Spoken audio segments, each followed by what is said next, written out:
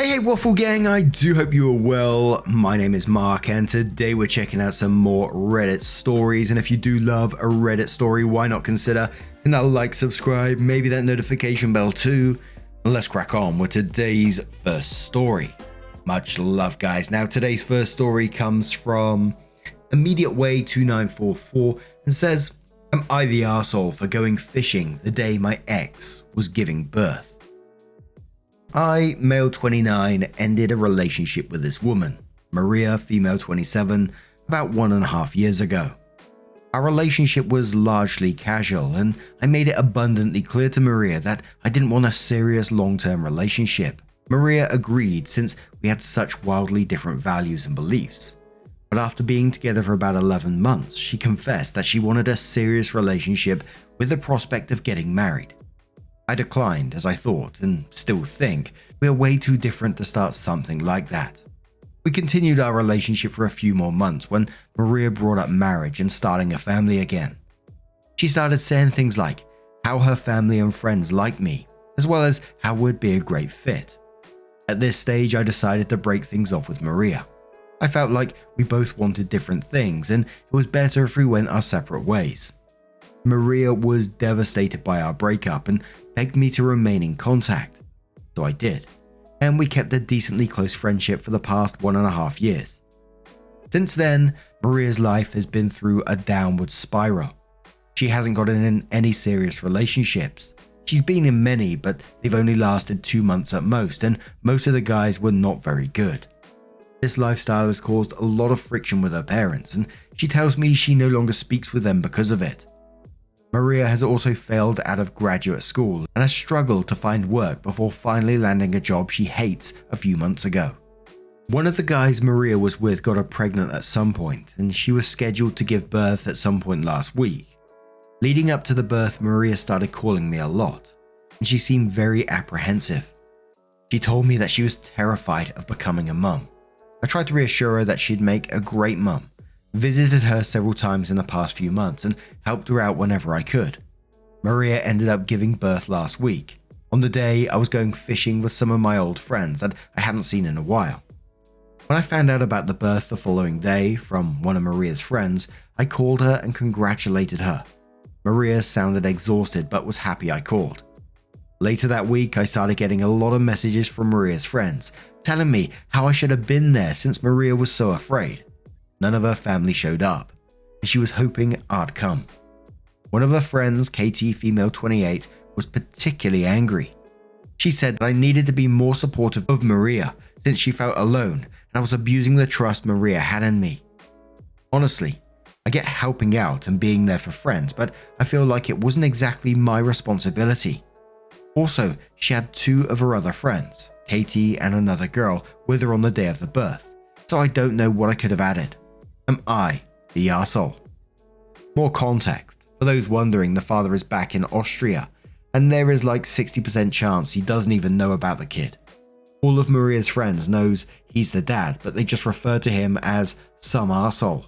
But I do maintain a cordial relationship with Maria. I have no interest in raising her child.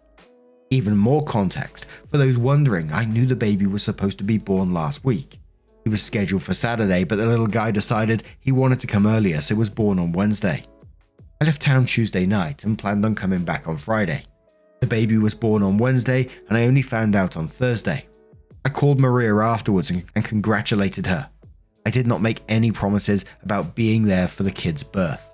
Absolutely not the arsehole in this situation. I thought at one stage that the friends maybe didn't know that OP wasn't the father and that's why they were so angry, but OP confirmed in the additional context information that they did know.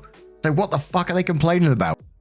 And to me, it just feels like this is all getting too unhealthy now. She's attaching herself in some way to OP, that maybe she wants him back. Maybe she thinks that, he'll be the father to this child. So I think it's time to, break that contact, I think. Which might sound a bit rough and abrupt, but I think it's the only way forward. Be interested to know what your thoughts on this, but Josh says not the arsehole. Guarantee that she had this fantasy where you bonded with a kid and came back to her. Time to walk away. And I wonder if the friends are sort of in on that in some way as well. Do they think that's going to happen as well? Federal Ferret says, dude, she's just looking for a daddy. I'd back away from the friendship. We got verdict since my comment got traction. Not the arsehole. Superflex says not the arsehole, but dude, be real. Maria totally wants to get back together and have you long term as a husband and father to her kid. Her friends know it, and apparently the strategy of the moment is to guilt, shame and harass you towards a role and relationship you don't want. It seems like you think you're trying to be a good guy / friend here.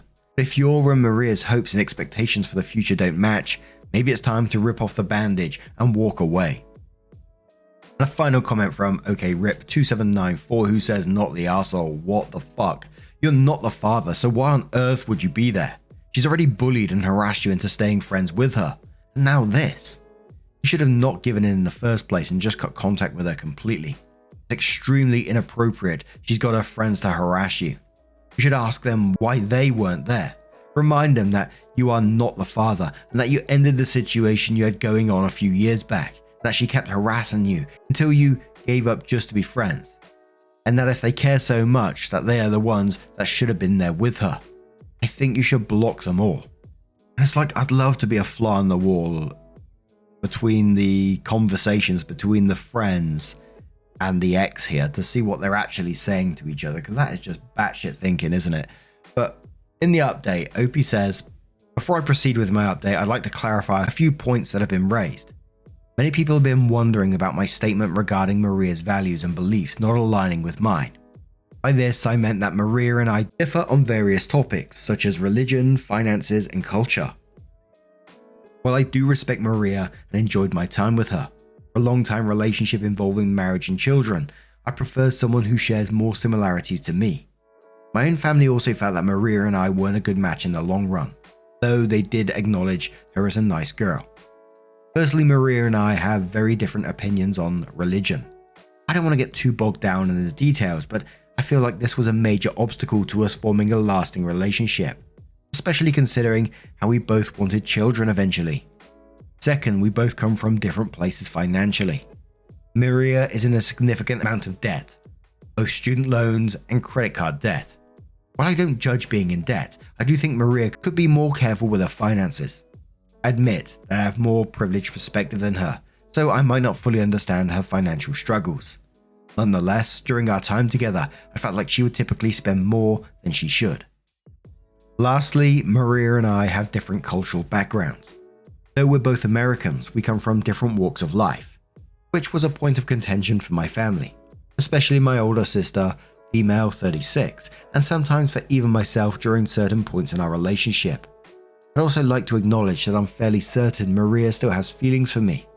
Whenever we talk privately, she loves to reminisce about our time together and usually refers to it as the happiest time of her life. Not to mention, if I mention to her a date I've been on, I can tell it hurts her, but she tries to hide it. Moving on to the update. I spoke with my older brother Brad, male 32, over the phone since posting, and he said that he thinks it's time Maria and I completely part ways. Our differences were already big, and now with her having a child, it's completely unrealistic for anything to ever work out between us. Brad believes that by maintaining contact, I'm only giving Maria false hope of us getting back together. He also thinks that given how Maria's friends reacted to my absences, it's clear they are all hoping we get back together. I hoped I'd be able to remain friends with Maria, but after hearing my brother and doing some self-reflection, I realized that I couldn't do so in good faith. I don't plan on suddenly cutting contact since Maria just had a baby and all, but I will be winding down contact in the coming weeks and months. However, for the next month or so, I will mostly act like I normally do since it's a very difficult time for her and her social circle is already small. Monday evening I got a call from Maria. We chatted for a bit and she mentioned how she'd like me and some of our friends to come and meet the baby in a few weeks when he gets bigger and stronger. I did agree to this and we'll be getting together at her place in about a month to see the little guy. She also shared some photos of him with me and again mentioned the nervousness about raising him alone. When I asked her about the father, she admitted she hadn't spoken to him in a while, which is frustrating. Aside from this, there isn't much else to report. I wish Maria all the best and hope she finds her way through parenthood. And the top comments on that update, little bit funny, says, please just cut contact, in quotes. I did agree to this and would be getting together at her place in about a month to see the little guy. And it says this is not cutting contact. This is laying the groundwork for her to use as leverage to say that the baby loves you and misses you and needs to have you in his life. Just block her and be done with it. Nowhere Near Berlin says, in quotes, Brad believes that by maintaining contact, I'm only giving Maria false hope of us getting back together. And then says, I agree with bro here. This friendship needs to end so that Maria can move on. She won't if you stay in her life, unfortunately. It sucks to lose a friend. I'm sorry.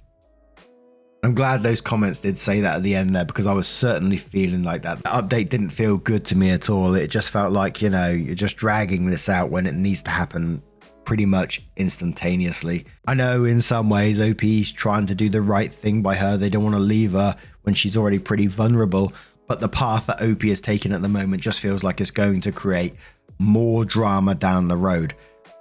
Like the commenter said, when you turn up and meet this baby, it just feels like, and her comments about, being a single parent, of course, yeah, it's good. I imagine that's pretty scary, right? But it just feels like it's all setting OP up to be this father role, if you like. And many of the comments saying very, very similar, like, don't drag this out. But what do you guys make of this situation? Maybe you have a different opinion on the matter. Let us know your thoughts down in the comments below. And let's move on to another story. Now, our next story does have an update, but a lot of comments that I've seen so far, I haven't actually read the story myself yet, but a lot of the comments I was seeing on the back of it were saying it's not quite concluded yet. So, if you don't want to listen to it, totally up to you. Timestamps down in the description, all that good stuff. The story is from a deleted user who says, I'm married to a woman who acts like a teenage girl. From the True Off My Chest subreddit. It says, my wife behaves like a teenage girl and I don't know whether to laugh or cry. This is just a rant. Curious to know how many full-grown adults behave the way my wife does. I'd say out of all of the adult women I know, like friends, relatives, wives of my friends, none of them behave this way unless they keep it a closely guarded secret. Edited right here to add that my wife is in her 30s for context. My wife is always obsessed with somebody, a man or sometimes multiple men at one time. Usually there is one or two main focuses at a time. When I talk obsessed, I mean obsessed like a teenage girl or maybe even preteen girl would be. I've seen pictures of her bedroom when she was at that age and there were literally wallpapers and posters of her favorite guys. That's totally normal for a 13-year-old girl. She still behaves that way as a woman in her 30s. Granted, our bedroom walls aren't wallpapered in posters, but they probably would be if I allowed it. Her obsessions have ranged from rock stars, actors, non-entertainment industry public figures. It's like one day she hasn't even heard of the guy in question, and the next day she's super fan number one and knows just about everything there is to know about him. She'll read and watch everything there is to watch about the man. She'll bring him up in every conversation. She will adopt parts of him into her own personality. She will suggest things that make it clear to me that she wants to adopt characteristics of these men as part of my appearance or personality. She will openly admit to me that she's masturbated over the guy multiple times in one day. When she finds a new man to obsess over, she puts the others in her little stable of men who she always has a place in her heart and in her fantasies, so they never really go away. The new man just takes center stage and becomes the main focus of her entire life. So, the current obsession is so strange to me. Never saw this one coming, but leave it to her to always find somebody new to fall in love with. The intensity that she has during these periods is honestly like she falls in love with these men. I'm laughing so hard just typing this all. Her current obsession is Bret Hart. Not Bret the Hitman Hart, surely. The former pro wrestler. It is. The best of the best. This woman had never watched wrestling before in her life. Always thought that stuff was below her. And now she's obsessed with this former pro wrestler. She's watched one show about him, for reasons I'm not aware of, and I could tell almost instantly where it was headed. I thought, here we go. So now the Bret Hart obsession is in full swing. Has she already dropped close to $1,000 in vintage Bret Hart shirts on eBay? Of course. For all the stickers and magnets and all sorts of other stupid crap she can find. Yep. Does she send me Bret the Hart YouTube clips all day long when she's supposed to be working? Yes, she does. So I better get to work on brushing up my Bret Hart knowledge and taglines. This is the key to getting laid when it comes to her. I'm used to this by now. It's just not something I can easily explain to anyone I know. I mean, there's things I'm a fan of, but she is next level. I can't think of anyone I know who is her age and acts like this. She was voted most likely to grow up and become a groupie when she was in high school, so this is absolutely nothing new for her. Sigh. So as always, there was some comments with OP responding. Get bread not head says, you pretended to act like other men for 20 years. Damn dude, I hope you're finding ways to accept it and cope. That sounds rough. Having to be someone else to have sex. Stay strong, king. OP says, nah, I just learned their catchphrases or gain some deep fan knowledge that'll impress her, or maybe perfect a vocal impression of them that I can drop at the opportune time. The vocal impersonations work the best as far as making her like me and being like, okay, wanna have sex now? Lost Library Book says, but what you guys actually shared together? That's not related to the obsession of the season. I'm not going to even bother asking if she's tried to learn about any of your hobbies or interests. Not gonna lie, this is all pretty grim to me. My man, I'm someone who loves having a partner who is passionate about things and nerds out. I fear that you spent so long with her infatuation steamrolling over you and your own interests and preferences that you have convinced yourself that getting attention by proxy as your main source of validation from your spouse is a healthy way to live. If I told you that I was big into anime or Japanese RPGs, and the only way I get interested in doing it with my actual wife is if she adopts the catchphrases or personality characteristics of my latest waifu, would you feel some concern for my wife's mental health? I'm also wondering about this spending. OP says she's pretty dismissive of my interests and hobbies. I'd like her to pretend to show a little more interest sometimes. I make an effort to show real interest in her stuff, and she does not do the same. I'm very into music and I do geek out over guitars and gear and things like that, and she couldn't tell you anything about any of the guitars I own other than he has a blue one, he has a red one. We do love some of the same bands. Of course she wants to fuck the band members, and I just want to talk about the chord progression of my favourite guitar tracks, but it's close enough. We like a lot of the same movies and that sort of thing. We have the same sense of humour and can keep each other laughing for ages. We have a lot of the same views on life and the world in general. I don't know. We just get each other, I guess. I would be concerned about the waifu thing, but I guess in my case, she always likes guys who I think are pretty cool anyway. She has good taste at least. If she has to be obsessing over some other guy constantly, at least she does it over guys I can respect on some level.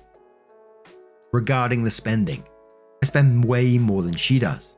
Only difference is, it's not usually fan merch I'm buying. But she tolerates my spending when it comes to stuff like guitar gear. She rolls her eyes and reprimands me, but she tolerates it and just knows I won't stop. I'm the same when it comes to her fan stuff. I get it. She wants the vintage 1993 Bret Hart shirt that costs hundreds. Not a modern t-shirt just anyone could go online and buy for $25 right now. She wants the cool, rare stuff. I'm the same with my guitars, so I guess it's like we understand each other in some way.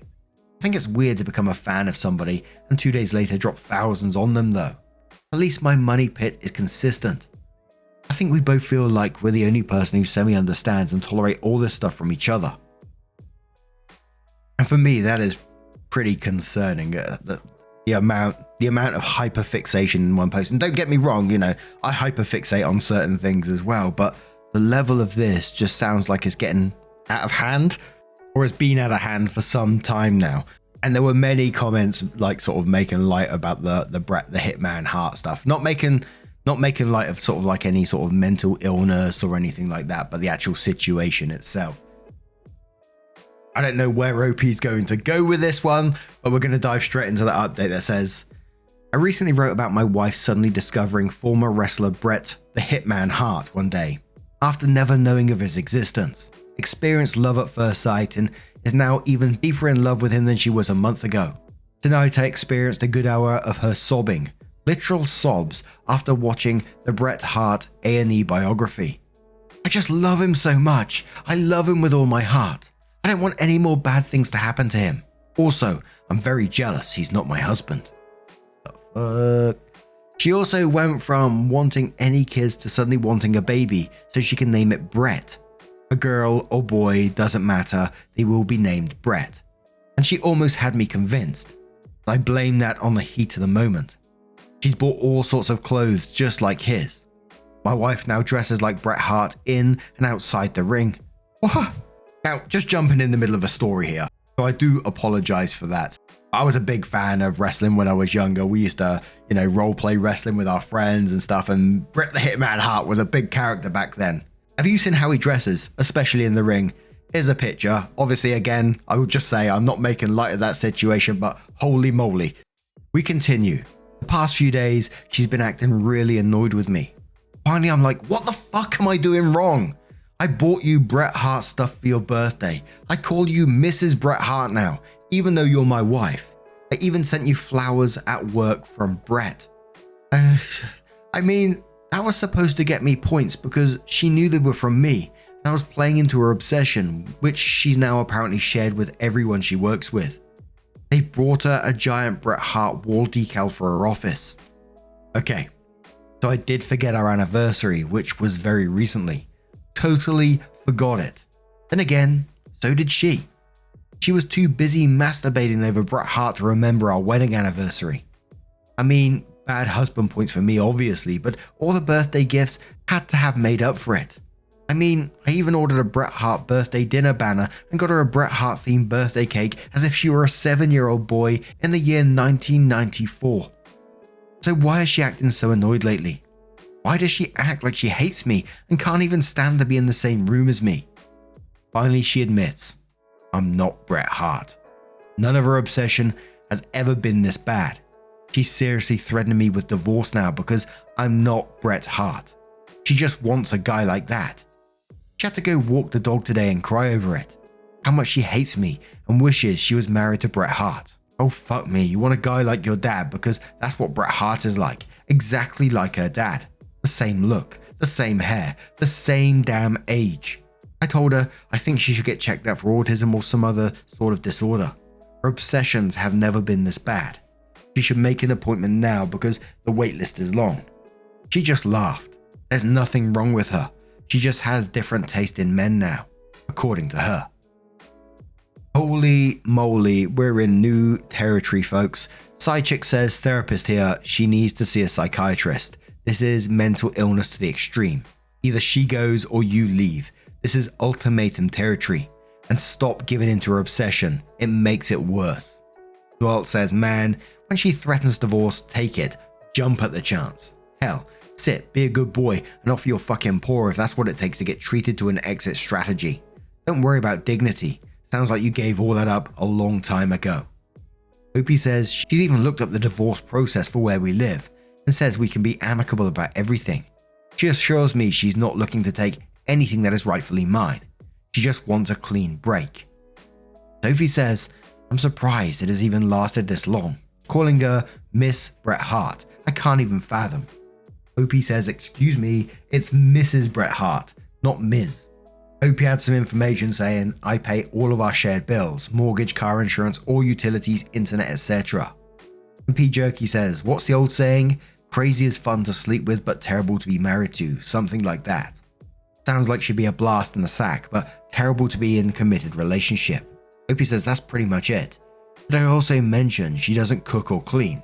Not that I expect the woman to do all of that, but she doesn't do it at all. My word. Very, very rare that I'm lost for words on these stories, but I'm pretty lost for words on this one. And I can only think to that first comment on the update that says you either need to get help or get out of this because currently you're enabling it and it just seems to be making things worse. But that's certainly enough Reddit for me today. Anyway, I'm going to turn this one to you guys. What do you guys make of this situation? Let me know your thoughts down in the comments below. And just a huge thank you from the bottom of my heart for getting involved in today's stories. Your love, your support, your time always means the absolute world to me. So thank you so much for being involved. And hopefully I'll see you in the next one. Take care and much love.